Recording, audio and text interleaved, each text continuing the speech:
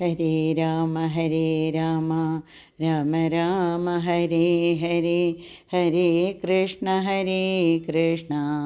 കൃഷ്ണ കൃഷ്ണ ഹരേ ഹരേ. ഇന്ന് ഇവിടെ പാരായണം ചെയ്യുന്നത് ഏകശ്ലോകി രാമായണമാണ്.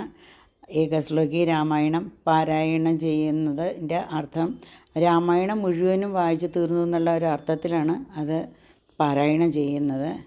അങ്ങനെ ഇന്ന് ഇവിടെ ഞാൻ ആരംഭിക്കുകയാണ് ഏകശ്ലോകി രാമായണം. പൂർവം രാമതപോവനാദിഗമനം ഹത്വാ മൃഗം കാഞ്ചനം വൈദേഹീഹരണം ജടായുമരണം സുഗ്രീവസംഭാഷണം ബാലീ നിഗ്രഹണം സമുദ്രതരണം ലങ്കാപുരീദാഹനം